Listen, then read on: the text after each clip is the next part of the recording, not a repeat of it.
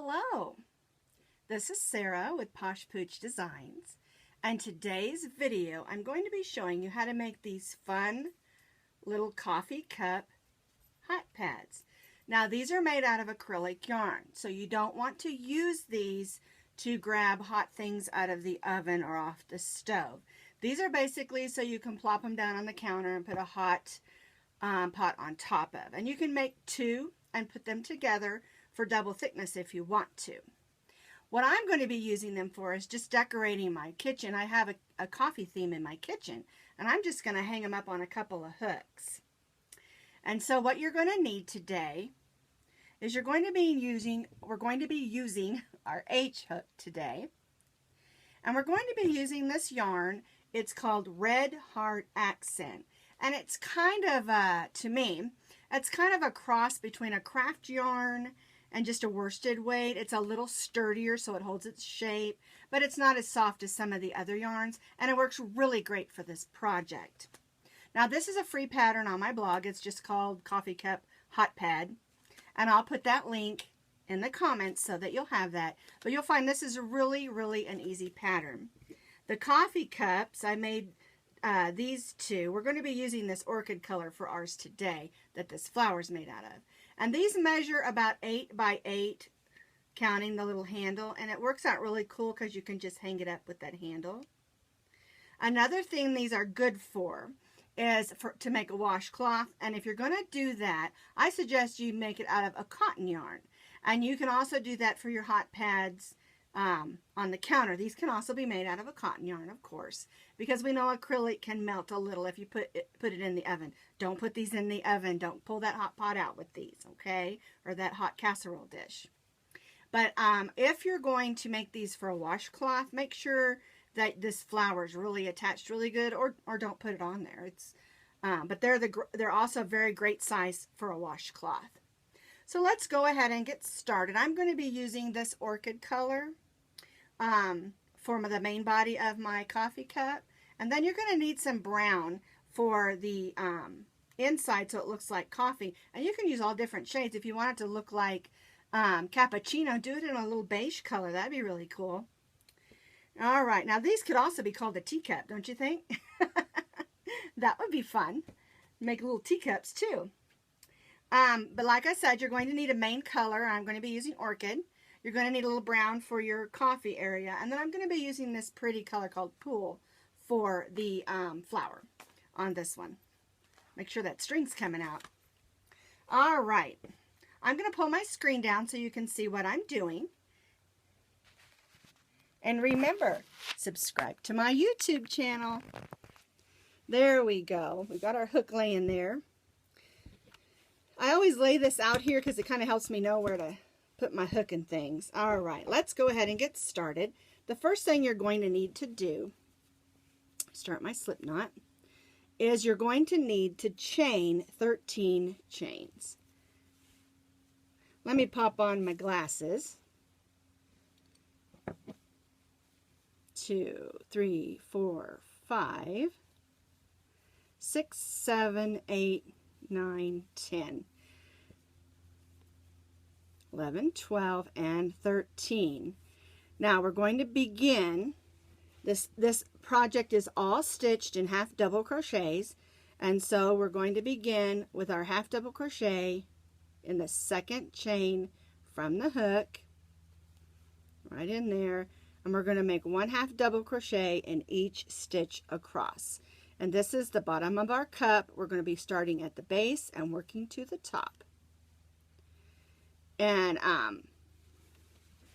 pull some yarn over there.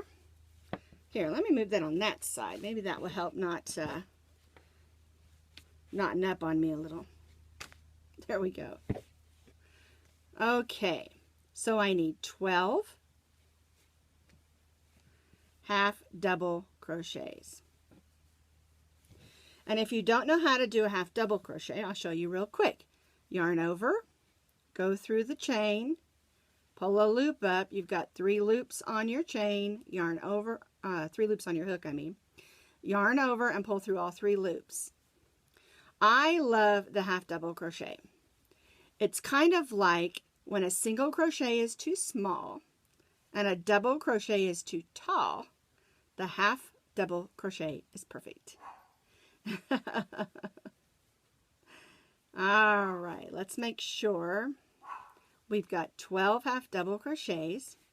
1, 2, 3, 4, 5, 6, 7, 8, 9, 10, 11, 12. Chain 1, chain 2, chain 2. Oops, I forgot. On this project, we're only going to chain 1 because it does not count as a stitch. So there's your 12 half double crochets. Now we're going to be increasing 2 in the first stitch and 2 at the end stitch at the end of the row, the last stitch. We're going to increase up through, let's see, up through row 7. So we're starting with 12 and we're going to be adding 2 stitches on each row. So we're going to put 2 half double crochets in the first stitch, and then we're going to half double crochet in each stitch across.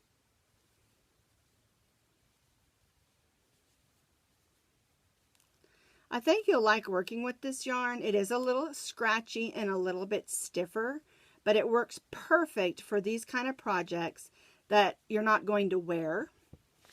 I think that's why it's kind of called, it's not called, I don't know that it's called a craft yarn. I just sort of call it that. Hobby Lobby also has a craft yarn that would work great for this project.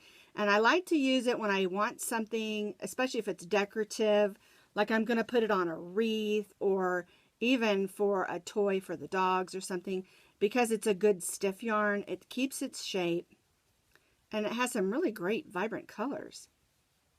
Okay, so we did 2 half double crochets here, and then we went 1 half double crochet in each stitch across, and now we're going to put 2 half double crochets in the last stitch, and we're going to gradually increase this way for 7 rows. Now we're going to turn. Chain 1 does not count as a stitch, and we're going to turn. 2 half double crochets in the first stitch again. 1, 2, and then 1 half double crochet in each stitch across. I'll get my yarn to unravel for me. And as we work, you'll see that the cup is gradually getting a little thicker at the bottom because we're working up from the bottom of the cup. Now I had an idea to try to put a saucer, like it looked like it had a plate on the bottom, but it just wouldn't lay right. So that's something that's in my brain that I'm probably going to have to try to figure out eventually, because when I get something in my head, a design, I just got to go with it. Alrighty, so we did 2 half double crochets in the first stitch, we did 1 in each stitch across, and now we're going to put 2 in the last stitch. 1, 2, and then you'll see how it's gradually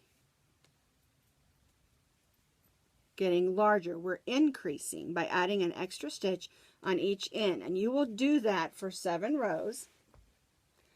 And then, oops, I've got one over here I already started so that you can get an idea of how it looks. Here is, of course this isn't blocked yet, but here's our 12. And then we increased on the end of each row for 7 rows. And see, here's 2, 4, 6, and this was our 7th row right on this edge. And then once you get to your 7th row, on your 8th row, you should have 18 stitches across. And then on your 8th row, we just do 1 half double crochet in each stitch across. We aren't increasing anymore. And then you're going to do that through row 14. So here's the body of our cup. 2, 4, 6, 8, 10, 12, 13. And I'm going to do one more row of just make sure you understand what we're doing is just 1 double crochet in each stitch across.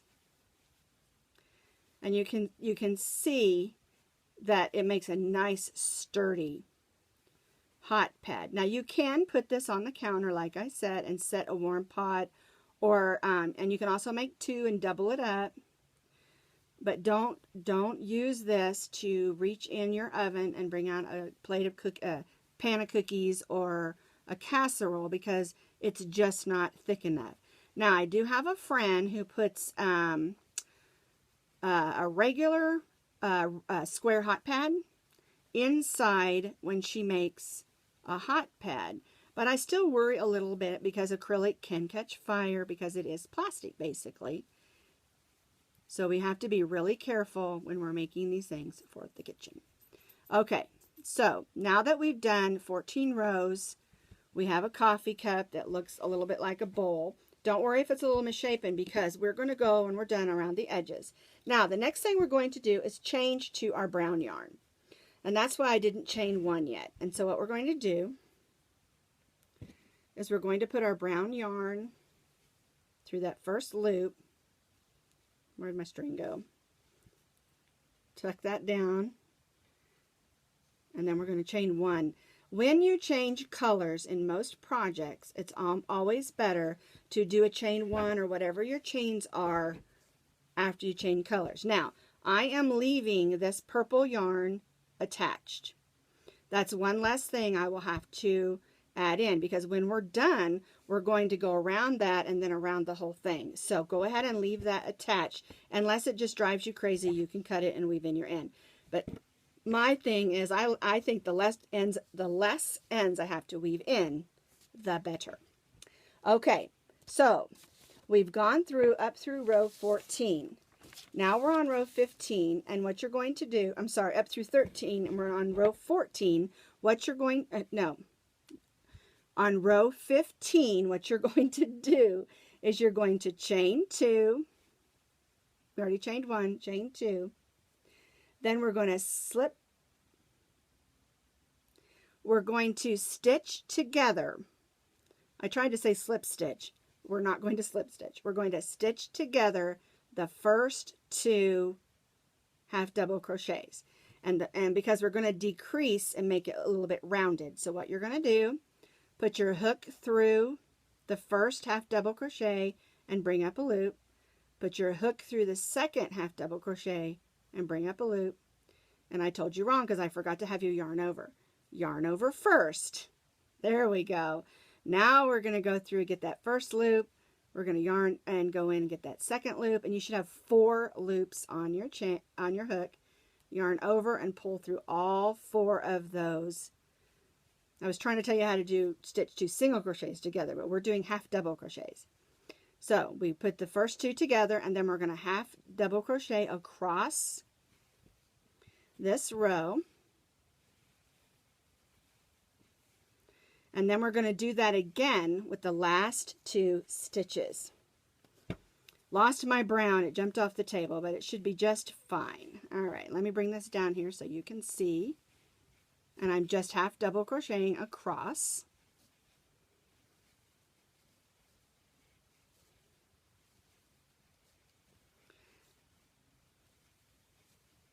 Just like that. Pull a little more yarn here.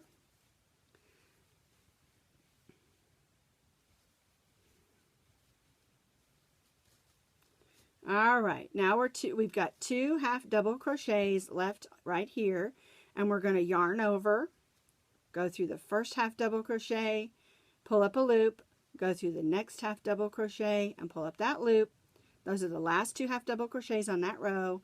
Yarn over and go through all 3, chain 1 and turn. And we're going to repeat this for 4 rows. So we're going to yarn over immediately when we turn, and we're going to stitch, pull a loop up, go through the next one, and pull a loop up, yarn over, and go through all 4 loops. So we stitch those 2 half double crochets together as well. And then we're going to go all the way across again.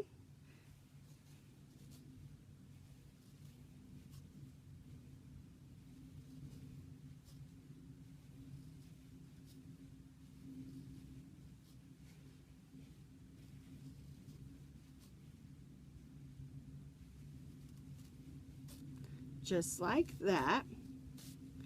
And I know the tail from this is here, and try not to let that bother you. I just think it's better to leave it hooked because where we're going to begin is going to be right here. So, all right, we've half double crocheted across again, and we're going to stitch the last 2 half double crochets together, yarn over, go through the first one, pull a loop, go through the next one, pull a loop, yarn over, and go through all 4. Chain 1 and turn. And so what we're doing here is we're slowly decreasing. We increased down here and down here, but now we're decreasing, making it smaller so that it looks like the inside of the coffee cup. Okay.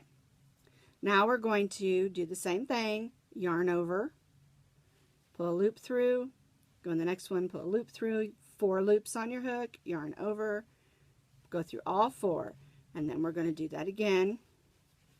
Go all the way across.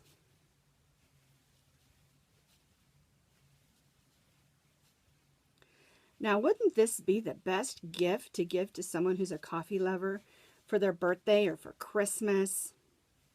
Or just, oh, what a wonderful wedding gift. Find out their kitchen colors, make a set and put his and hers on it. Wouldn't that be cute? See, when I get a thought in my head, my brain just goes crazy. All right, we're going to stitch these last 2 half double crochets together, yarn over, pull a loop through, go in the next one, pull a loop through, yarn over, and go through all 4 loops, chain 1. And now this is going to be our last row. So we're going to yarn over, go through the first loop, then go through the second loop, yarn over, go through all 4. I think my brown's starting not to cooperate. There we go. All right, yarn over, go through the next, yarn over, go through the next, yarn over, stitching all these half double crochets. This is our last row of the brown. And this project really goes really quick, and you could make a set of 4 for a gift or a set of 3. All right, 1 more half double crochet, and then we're going to stitch these last 2 together, yarn over, go through the first one, go through the second one, 4 loops on your hook, yarn over, and pull through. And I'm going to go ahead and chain 1 there just to tighten that off. And this is kind of what it looks like. It looks kind of silly because it looks like you made an egg, sort of. And that's the way we want it to look. And at this point, you do need to clip your yarn, and we'll weave that in a little later. So now what we're going to do is we tied that off and just go ahead and pull that. And we're going to go back to this that we started with. And so we're just going to lay those this way. We'll stitch across them, and then we will weave those in later. So what we're going to do is just going to go right in here and chain 1. And now we're going to be doing single crochets to make the trim. And sometimes when you're on the edge of a project, it's a little difficult to know where to put your stitches. And what I do is I try to put, and we're stitching single crochets in the end of each row. So I'll put 1 single crochet there. And here's my next row. And we always say single crochet evenly, and you want to, and what that means is put enough single crochets where it covers, but it doesn't pucker up on you. If you put too many, it can get ripply. If you don't put enough, it's too much room. And so I'm going to pull that way. And now we're at the top here, and I'm just going to single crochet around, across this whole edge. I'm pulling it up again. There we go.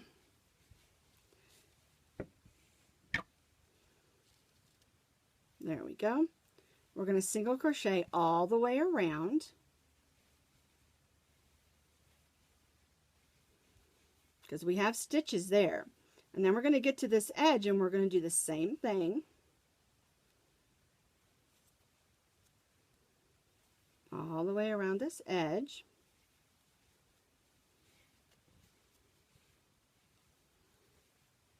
We did 4 rows of half double crochet, so we're basically putting 4 on those brown ones, and then we're into the purple color, and we'll do the same thing. We'll just put 1 in each stitch around. You can see the shape is starting to form there. Alrighty.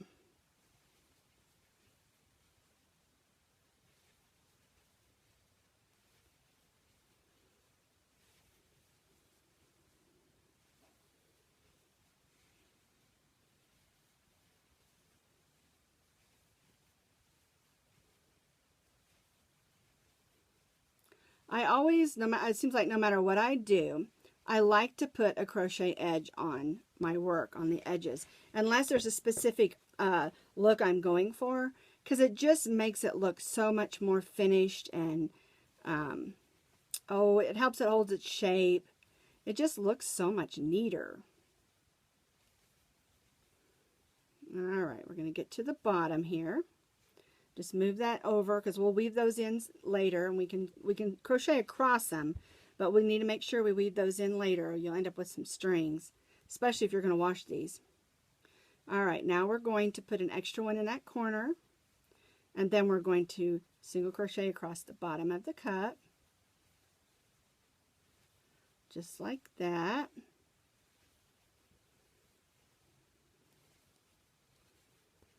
Whoops! Had my elbow on the string and it pulled right out of there. There we go. There, I had my scissors sitting there too.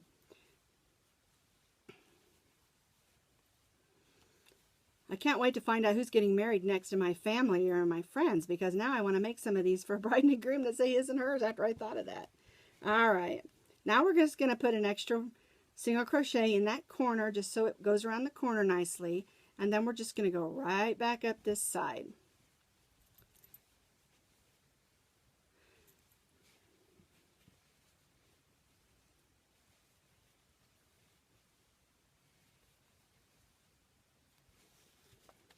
There we go.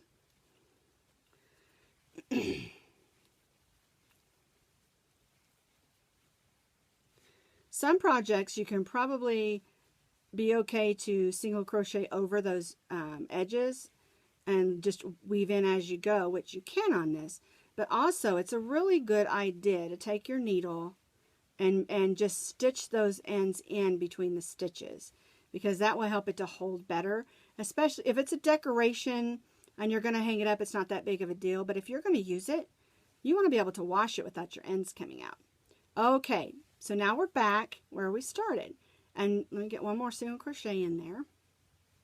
And make sure you join to that first stitch, just like that with a slip stitch. Let me move my yarn over here. All right, now we're going to make the handle. And I know this is a little curly.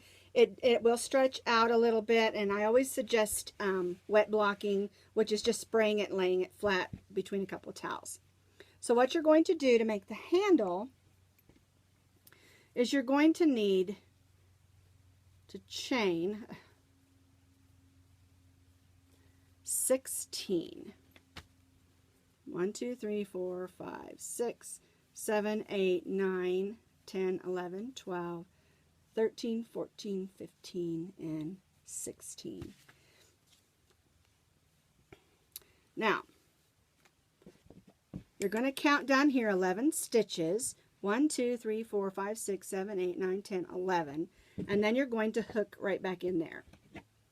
So, now if you don't want your handle there, that's okay. You can put it anywhere you want. That's where I like it because I think it fits good. A little lip on there. And then you'll see this.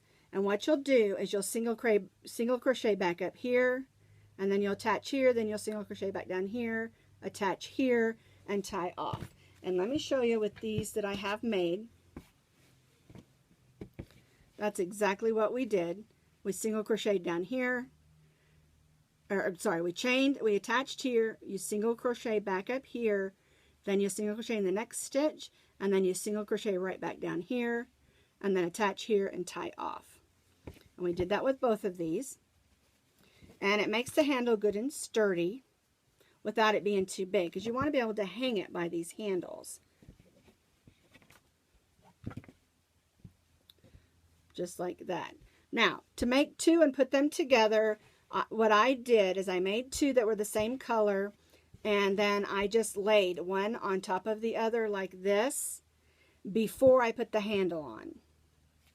And then I stitched all my trim all the way around with the single crochet, and then added the handle singly so that it was double thick and I could use it on my counter. And that's how you make the coffee cup. Now the little pattern for the flower is on the blog also. And like I said, I'll have that pattern link in the comments. And that's how you make the coffee cup hot pad. Thank you for watching my video today, and I hope that you'll make some of these. I know I'm going to make some more. Don't forget to subscribe to my YouTube channel. Thank you.